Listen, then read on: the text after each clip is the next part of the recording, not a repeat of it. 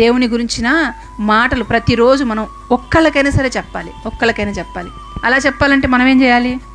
మనం నేర్చుకోవాలి. ముందు మనం నేర్చుకుంటే సరిపోతుందా? నేర్చుకున్న మాటల ప్రకారంగా, విన్న మాటల ప్రకారం ఏం చేయాలి? మనం బ్రతకాలి. అలా బ్రతకకుండా మనం 100 మాటలు చెప్పినా సరే, బ్రతుకుతూ ఒక్క మాట చెప్పినా, అది వాక్యానుసారమైన జీవితం జీవించాలండి. అలా ఉన్నప్పుడే మారుతారు. మన ప్రవర్తన బాగలేకుండా, మన జీవితాన్ని బాగలేకుండా ఎన్ని సంవత్సరాలు మనం ప్రార్థనకు వస్తూ అనేక మందిని పిలిచినా ఎవరు రారు.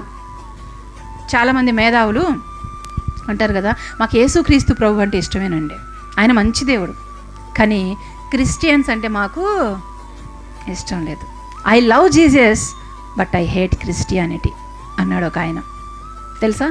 అంటే ప్రభు అంటే ఇష్టమే లోకానికి, కానీ ప్రభువుని వెంబడించే మనమంటే బాగుంటుంది, మనమంటే ఇష్టం లేదు. ఎందుకని ఇష్టం లేదు? ప్రభువు లాంటి జీవితం మనకి లేదు. మనల్ని బట్టి దేవుని నామానికి ఏమొస్తుంది? అవమానం వస్తుంది. అలా ఉందా ఒకవేళ మన జీవితం? అలా ఉంటే నువ్వు ఎన్ని సంవత్సరాలు ప్రకటించు, రారుగాక రారు. నీ ఇంట్లో వాళ్ళని నువ్వు మార్చుకోలేవు, అంతే.